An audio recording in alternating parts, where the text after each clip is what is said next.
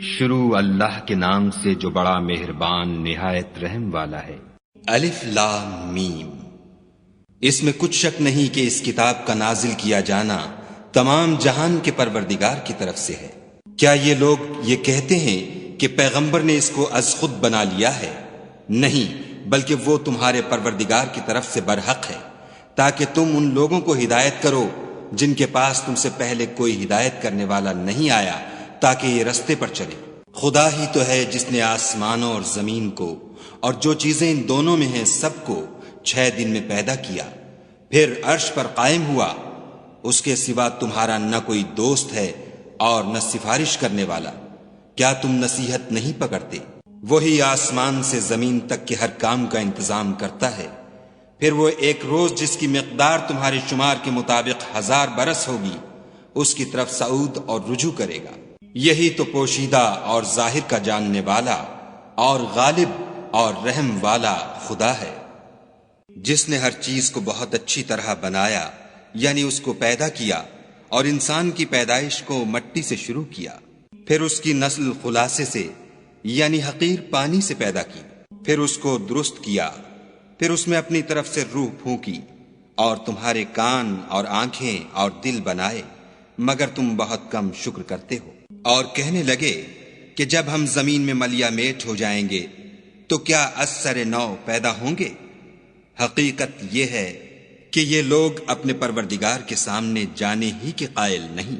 کہہ دو کہ موت کا فرشتہ جو تم پر مقرر کیا گیا ہے تمہاری روحیں قبض کر لیتا ہے، پھر تم اپنے پروردگار کی طرف لوٹائے جاؤ گے، اور تم تعجب کرو جب دیکھو کہ گناہ گار اپنے پروردگار کے سامنے سر جھکائے ہوں گے، اور کہیں گے کہ اے ہمارے پروردگار، ہم نے دیکھ لیا اور سن لیا، تو ہم کو دنیا میں واپس بھیج دے کہ نیک عمل کریں، بے شک ہم یقین کرنے والے ہیں۔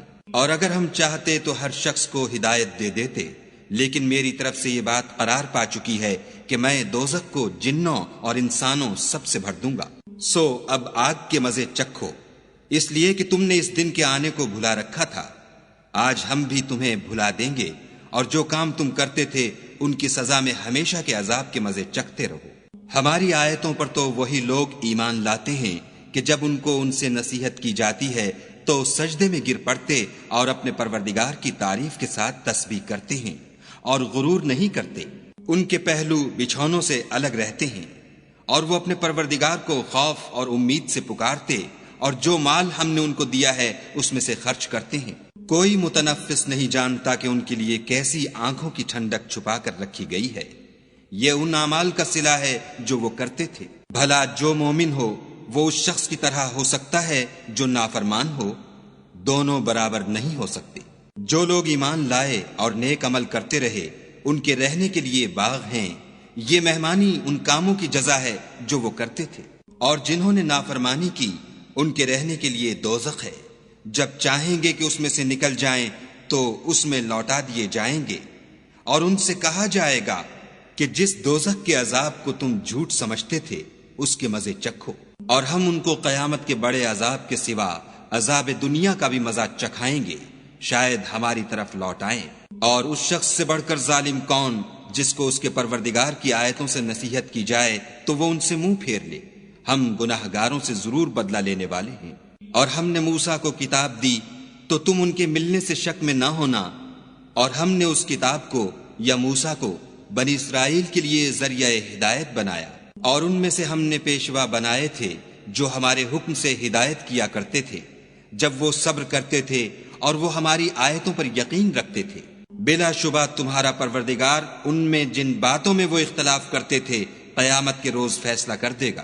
کیا ان کو اس امر سے ہدایت نہ ہوئی کہ ہم نے ان سے پہلے بہت سی امتوں کو جن کے مقامات سکونت میں یہ چلتے پھرتے ہیں ہلاک کر دیا؟